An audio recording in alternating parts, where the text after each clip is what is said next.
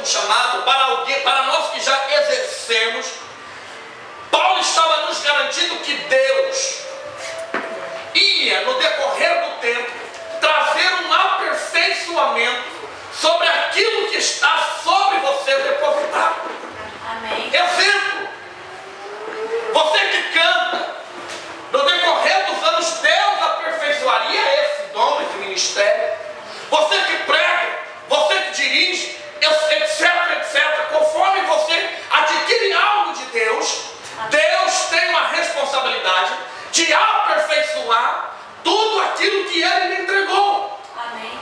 Então não se sinta incapaz. Primeiro passo, não se sinta incapaz de querer exercer algo a um ponto de você achar que você não vai dar conta. Não, você é capaz suficientemente para dar conta daquilo que Deus está lhe entregando. Você pode dizer amém? Amém. Presta atenção.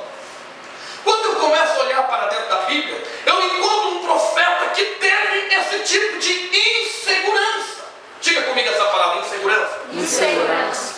A insegurança de querer, ou seja, dar continuidade a algo que Deus estava me entregando em suas mãos. Deus está chamando Jonas para fazer uma determinada obra em uma cidade por nome de Nínive. Não era para menos Jonas temer, irmãos. Jonas estava preocupado em pregar na cidade de Nínive, porque o povo que estava habitando, ou seja, os habitantes da cidade de Nínive, eram povos que a Bíblia descreve, a história, a teologia amparando, descreve como povos bárbaros. Primeiro, eles não gostavam de Cristo. Falasse de Deus, eles matavam. Então a fama dos bárbaros do deserto era muito grande. Segundo a história diz que eles, ao descobrirem quando alguém tinha algum tipo de situação como essa, ou seja, vindo do cristianismo, eles matavam, colocavam crucificados, arrancavam toda a pele. Eram homens que viviam em pleno deserto, de saques, assaltos, matavam. Mulheres grávidas, diz a história que eles matavam, abriam o ventre e comiam o próprio feto. Para você entender que povo era esse que Deus estava mandando Jonas ir pregar. Irmão, cá para nós aqui. Imagine Deus descer aqui agora, nesse exato momento, tomar você pelas tuas mãos e dizer: a partir de hoje tu vai ter que ir para Nínive. Não é para tremer? Pastor, não precisamos ir em Nínive. Quantas pessoas que têm chamado, que você conhece, estão cientes de muitos chamados ministeriais de pessoas que são chamados para evangelizar dentro dos presídios. Outros são chamados para evangelizar dentro dos centros hospitalares. Pessoas que correm dessas funções. Por quê? Tremem na base, ao ponto de não sustentar esse ministério, ostentar aquilo que Deus tem concedido na tua vida. Mas eu tenho uma palavra profética para você nesta noite. Amém. Deus aperfeiçoará o chamado que Ele tem na tua vida ministerial. Glória a Deus. Você não nasceu para você ser um Zé Esquerda. Você não nasceu para você ser esquentador de cadeira, um telespectador. Você nasceu para fazer a diferença. Você nasceu para influenciar. E nesta noite, esta palavra que Deus está me mandando pregar aqui para ti é para que você não tema o ID de Deus e principalmente o ministério que Deus tem confiado em suas mãos. Aleluia. Se você estiver sentado lá de alguém, olhe para ele e diga: não tema. Não tem problema. Jonas está temendo, e diz a Bíblia que agora, quando Deus chama ele para essa responsabilidade, a primeira coisa dele é o quê? A fugir. Quando Jonas foge, diz a Bíblia que ele desce até Jope. Quando ele chega lá, ele encontra um navio que está tomando praticamente já aqueles segundos a mar adentro. Ele compra a sua passagem, ele entrega, ou seja, ele compra a passagem, entra para dentro daquele navio, e o único lugar que ele consegue achar o lugar mais seguro é no porão do navio.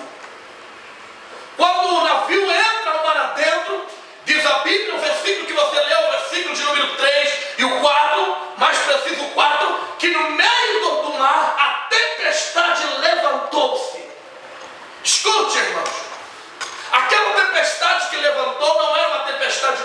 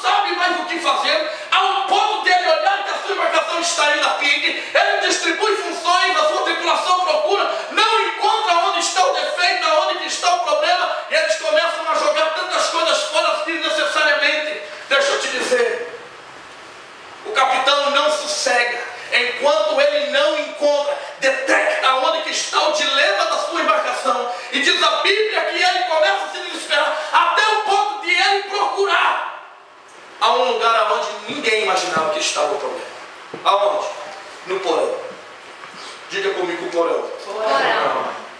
Quando ele chega no porão, ele encontra um problema dentro da sua trajetória de vida. Ele encontra um problema dentro daquilo que não era para estar. Quando ele encontra o problema, ele se assusta porque o problema estava dormindo. E esse problema se chama Jonas. Olhe para a pessoa que está do teu lado e diga: todos nós temos um Jonas dentro de nós. Todos nós. Irmão, quando ele desce, presta atenção, quando o capitão desce e ele encontra Jonas dormindo, ele se assustou. Por quê? Porque muitas vezes o problema que eu e você estamos procurando dentro da nossa trajetória de vida, está adormecido. Muitas vezes o problema que nós procuramos não faz nenhum tipo de ruído, não mostra barulho, não mostra perigo. Mas uma coisa que eu me apaixono por esta atitude deste capitão é que a Bíblia diz que quando ele encontra Jonas, ele pega Jonas e tira Jonas para fora da sua embarcação. Ele leva Jonas para a proa do seu navio e ele mostra para todos aonde que estava o problema. A um ponto de o próprio Jonas confessar, dizendo: não, olha, sabe por que a tua embarcação está indo a pique? Porque eu sou o problema. Então diz a Bíblia que agora ele pega Jonas e joga no mar, vem a baleia, come Jonas e joga ele já lá para o outro lado da praia, que agora a história não é mais com Jonas. O problema era até achar Jonas. Sobre o que você quer pregar, pastor? Todos pregam sobre Jonas. Nesta noite eu quero pregar sobre o capitão de Jonas, o capitão da embarcação.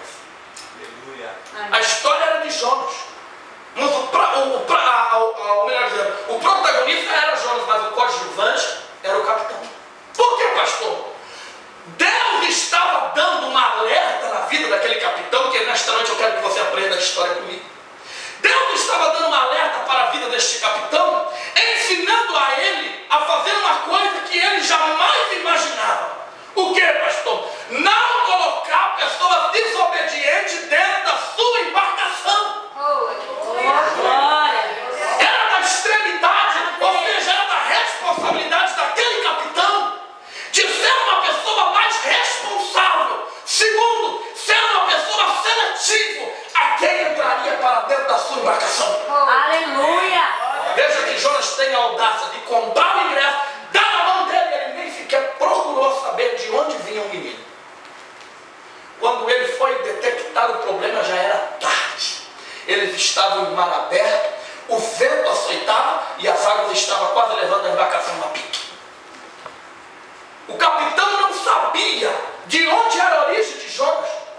Veja que até ele detectar Jonas, ele jogou um bocado de coisa fora desnecessariamente, que não era para ter jogado.